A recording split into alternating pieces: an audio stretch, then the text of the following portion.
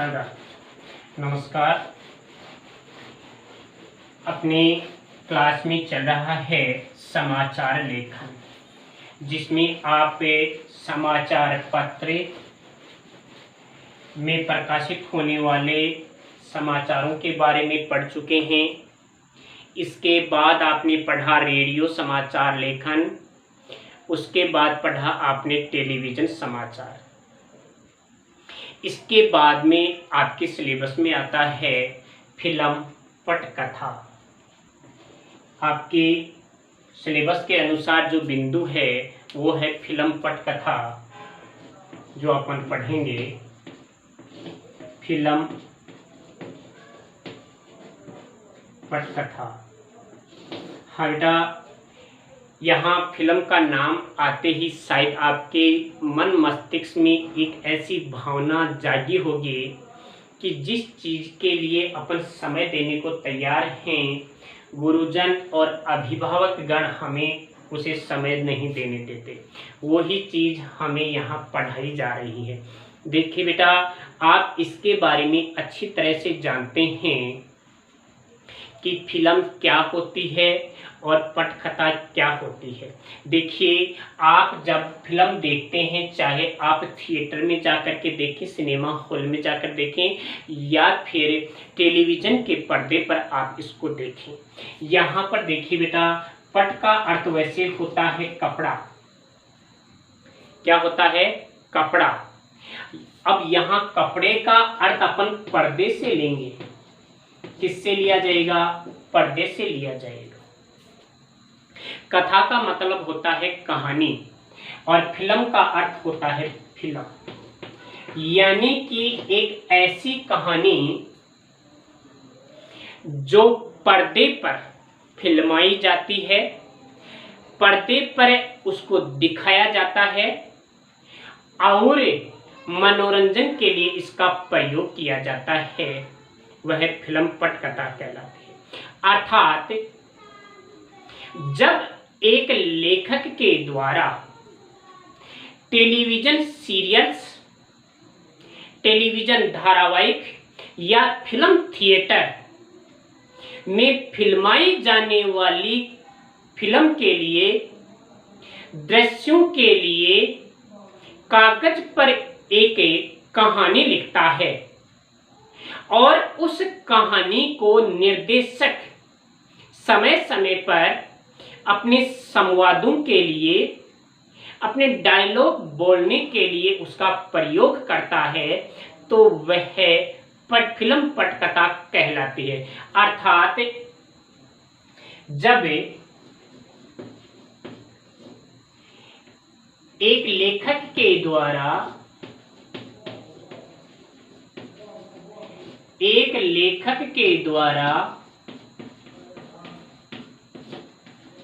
Television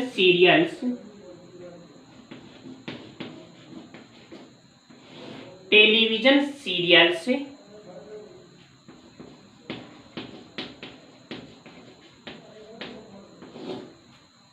या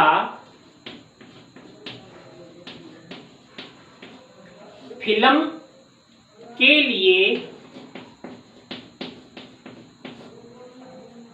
कागज पर एक कहानी लिखता है,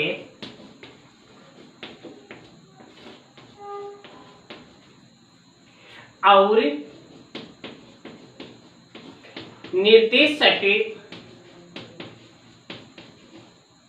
निर्देशक फिल्मांकन के समय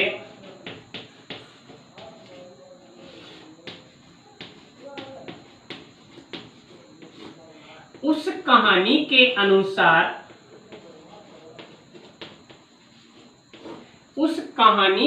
अनुसार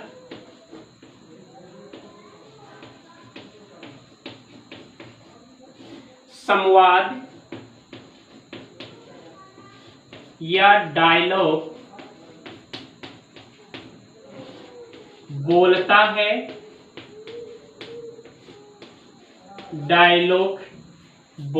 है, और लेखक के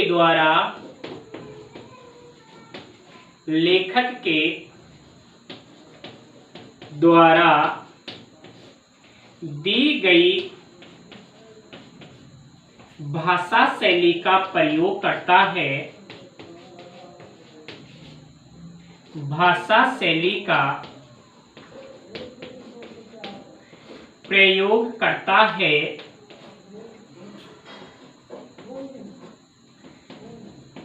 उसे फिल्म पटकथा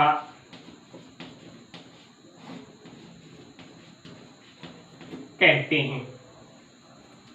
यानी एक लेखक के द्वारा लिखी हुई कहानी को जब पर्दे पर पढ़ा जाता है, उस कहानी के अनुसार निर्देशक अपनी भाषा का प्रयोग करता है, उस कहानी के अनुसार वह डायलॉग बोलता है और उसके लिए एक नई विषय वस्तु तैयार करता है, धारावाहिकों का प्रस्तुतिकरण करता है, नाटक करता है या फिल्म का प्रदर्शन करता है, तो उस कहानी को ही क्या कहा जाता है? फिल्म पटकथा कहा।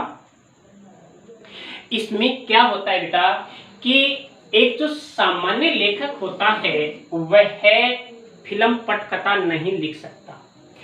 एक सामान्य लेखक फिल्म पटकथा नहीं लिख सकता है। इसके लिए विशेष यानी विशिष्ट लेखकों की आवश्यकता होती है। क्यों? क्योंकि इसमें डायलॉग के अनुसार भाषा का प्रयोग किया जाता है। आप एक कहानी लिखोगे, वह कहानी फिल्म पटकथा नहीं बन सकती।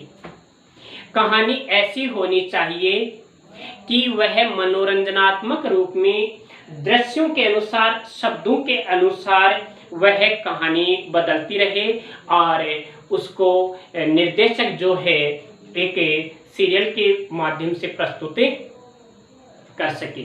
अब यहाँ क्या होता है, ये जो फिल्म पटकथा होती है, यह फिल्म पटकथा 3 चरणों में विभाजित की जाती है।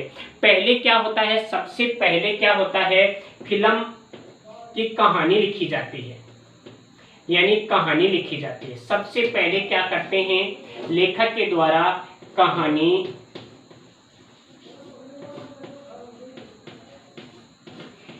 लेखक के द्वारा क्या किया जाता है, कहानी लिखा जाता है।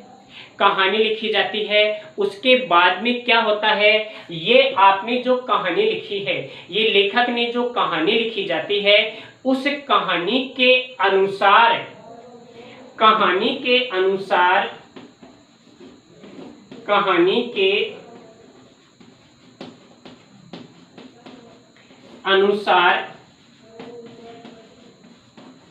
स्क्रीन प्ले यानी जो पर्दा होता है, स्क्रीन प्ले यानी पटकथा तैयार होती है।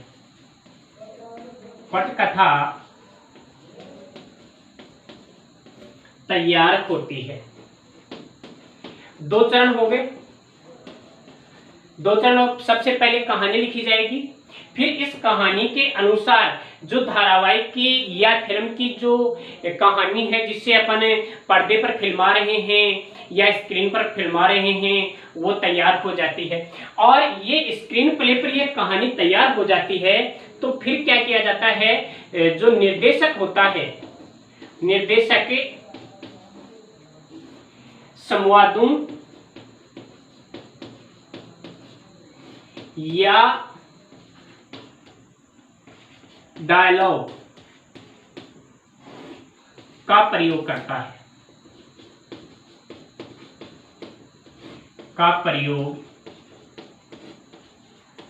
तो बेटा ये 3 चरण हो गए। पहला कहानी लिखी जाती है, फिर कहानी के अनुसार स्क्रीन प्ले यानी धारावाहिक तैयार किया जाता है, पटकथा तैयार की जाती है, और फिर निर्देशक जो होता है उस पटकथा के अनुसार शब्दों का चयन करते हुए उसे पढ़ता है, उसे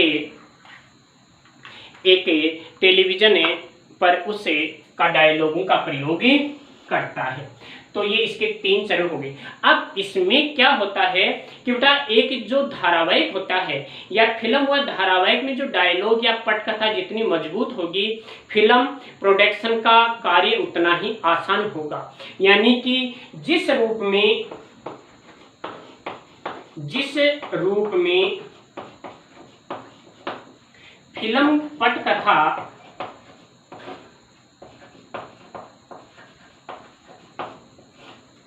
तैयार होती है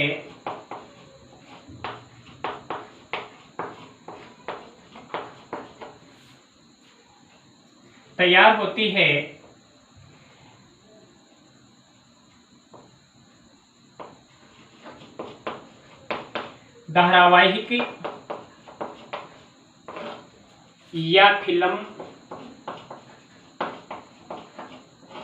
उतनी ही श्रेष्ठ होती है।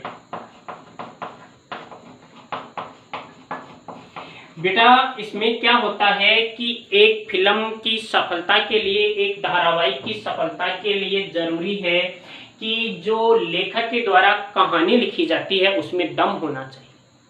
इसलिए मैं अपन यहाँ चर्चा करें कि एक जो सामान्य जो लेखक होता है, एक सामान्य लेखक पटकथा नहीं लिख सकता।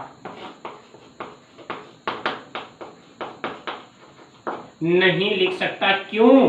क्योंकि इसमें एक अलग प्रकार की शैली का प्रयोग किया जाता है, इसमें एक अलग प्रकार के स्क्रीन प्ले के अनुसार इसको दोहराया जाता है।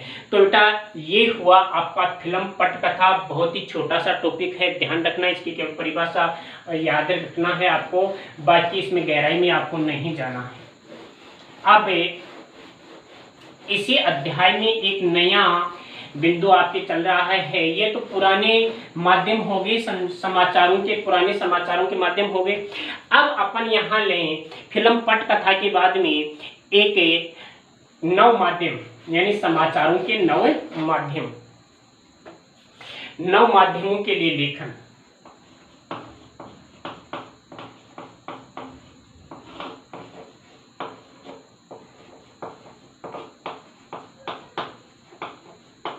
यानी समाचारों के नए माध्यम। ये तो पुराने साधन थे। अब देखिए आज का दौर विज्ञान का युग है, आज का युग विज्ञान का युग है। तो विज्ञान के युग के अनुसार ही अपन को चलना है, यानी अब ये 21वीं शताब्दी चल रही है, तो उसके अनुसार अपन को कार्य प्रणाली को आगे बढ़ाना है, जीवन शैली को आगे बढ़ाना है। तो विज्ञान के इस दौर में आज संचार के नए साधनों का प्रयोग होने लगा है, जिसमें सबसे ज्यादा उन्नति कर रहा है इंटरनेट। देखिए बेटा इंटरनेट क्या है, यानी कि यह जो माध्यम है आज, यानी वर्तमान में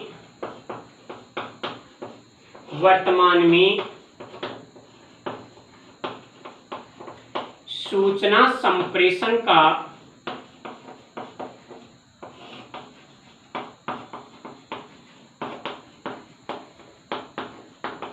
एक सशक्त माध्यम है। सूचना संप्रेषण का एक सशक्त का मतलब होता है बेटा मजबूत, और इसे अपन इंटरनेट माध्यम के रूप में देखते हैं, जिसे इलेक्ट्रॉनिक माध्यमों की श्रेणी में ले सकते हैं। हालांकि रेडियो टेलीविजन भी इलेक्ट्रॉनिक माध्यम ही है।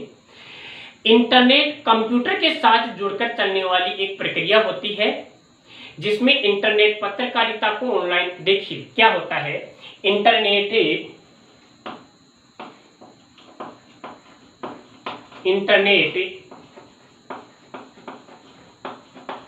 कंप्यूटर के साथ जुड़कर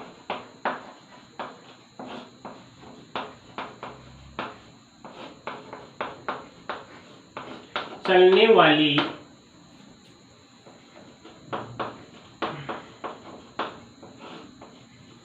एक प्रक्रिया है। इंटरनेट कंप्यूटर के साथ जुड़कर चलने वाली एक प्रक्रिया है, इसलिए इसे ऑनलाइन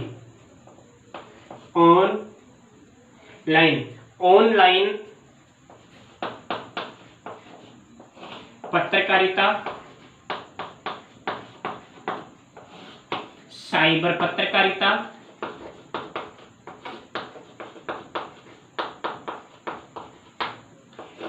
ऑनलाइन पत्रकारिता, साइबर पत्रकारिता और वेब पत्रकारिता के नाम से भी जाना जाता है। और वेब पत्रकारिता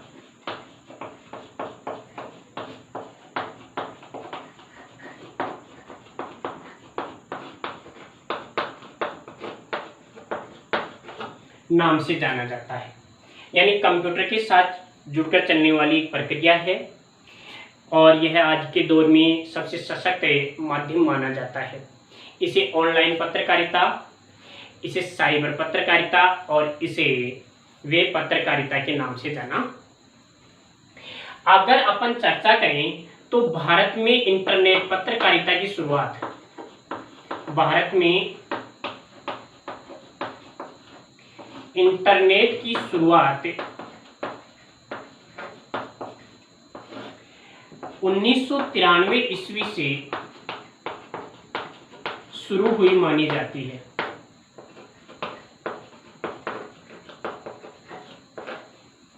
इंटरनेट पत्रकारिता की शुरुआत भारत में कब से मानी जाती है? 1993 ईस्वी से मानी जाती है। वर्तमान में इंटरनेट पत्रकारिता का वर्तमान में इस पत्रकारिता का दूसरा चरण चल रहा है।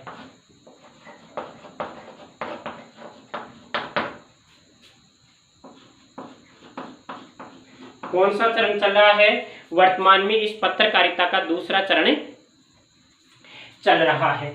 पहले क्या था कि पहला जो चरण है, पहला चरण शुरू हुआ था 1993 ईस्वी से। 1993 ईस्वी से 2002 ईस्वी तक पहला चरण चला और दूसरा चरण शुरू हुआ 2003 से और अब तक इसका दूसरा चरण ही चला आ रहा है। यदि अपन विश्व स्तर की बात करें तो विश्व स्तर पर तीसरा चरण चल रहा है। विश्व स्तर पर कौन सा चरण चल रहा है? तीसरा चरण चल रहा है। अपन एक चरण पीछे हैं। क्यों? क्योंकि जो विकसित राष्ट्र हैं उनमें 1989 ईस्वी से ही इंटरनेट पत्रकारिता की शुरुआत हो गई थी। 1989 ईस्वी से इंटरनेट पत्रकारिता की शुरुआत हो गई थी और 89 से भी क्या, 1982 से विश्व स्तर पर इंटरनेट पत्रकारिता की शुरुआत हो गई थी।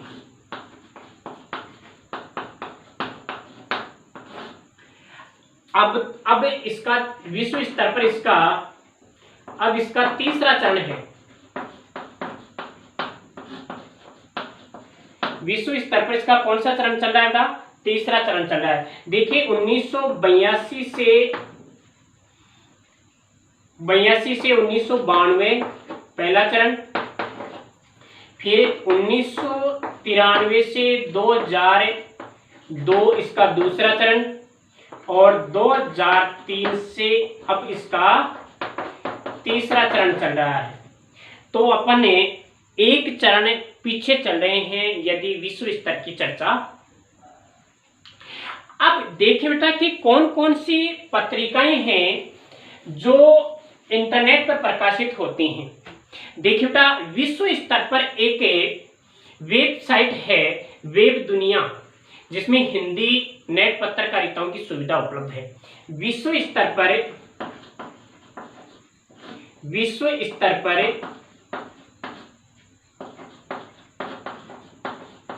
वेब दुनिया साइट पर हिंदी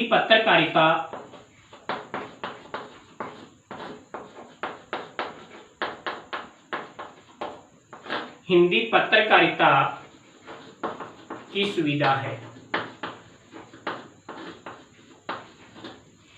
ये तो हो गया विश्व स्तर की बातें। यदि अपन भारत की चर्चा करें तो भारत में इसके लिए एक वह है, जैसे तहलका.com है, rediff.com है, जिसके माध्यम से इंटरनेट पत्रकारिता की शुरुआत हुई मानी जाती है। भारत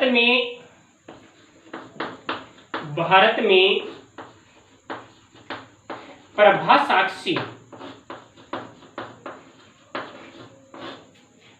साक्षी नामक पत्रिका केवल इंटरनेट पर ही पढ़ने को मिलती है।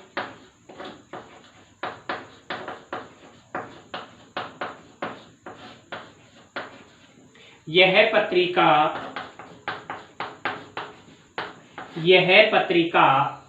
मुद्रित माध्यम या मुद्रित रूप में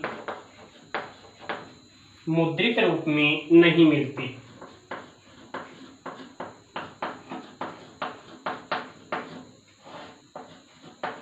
मुद्रित रूप में।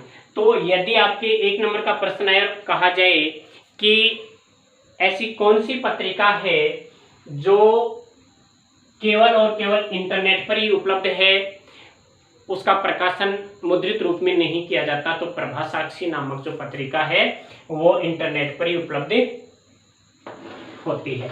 अब देखिए बेटा क्या है, भारत में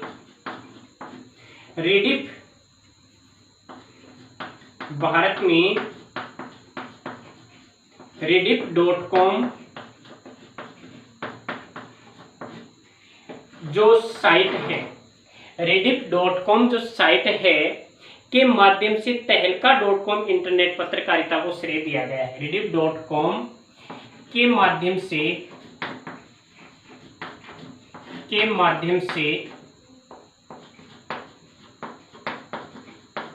तहलका.com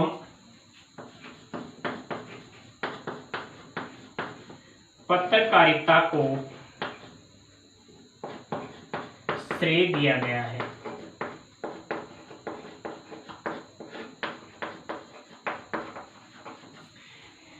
इंटरनेट पत्रकारिता के माध्यम से इसी पत्रिका में ज़्यादा प्रचार प्रसार हो रहा है और इसका प्रचलन आज ज़्यादा हो रहा है। तो ये नव संचार माध्यम थे, इंटरनेट पत्रकारिता। अब आप यहाँ देख सकते हैं कि आज का ये जो विज्ञान का दौर है, इस विज्ञान के दौर में कितना क्या जनसंचार माध्यमों ने प्रगति की है, कितनी प्रगति यहाँ पर जनसंचार माध्यमों की हुई है। इससे इंटरनेट पत्रकारिता की जो शुरुआत अगर विश्व स्तर पर देखी जाए तो 1982 में हुई थी, और यदि भारत में इसकी शुरुआत देखी जाए तो 1993 ईस्वी से हुई मानी। विश्व में अभी इसका तीसरा चरण चल रहा है और भारत में दूसरा। विश्व में इसकी जो वेबसाइट है वो है वेब दुनिया नामक एक साइट है, जिस पर हिंदी पत्रकारिता की सुविधा उपलब्ध है। और भारत में यदि देखा जाए तो rediff.com के माध्यम से तहलका.com पत्रिका का प्रकाशन होता है, और इंटरनेट पर एकमात्र ऐसी पत्रिका जो केवल मुद्रित रूप में उपलब्ध नहीं होती है, यह केवल इंटरनेट पर ही उपलब्ध होती है, तो वह है प्रभा साक्षी। ये चीज़ें आपको देखनी है। तो आज की क्लास में इतना ही, धन्यवाद।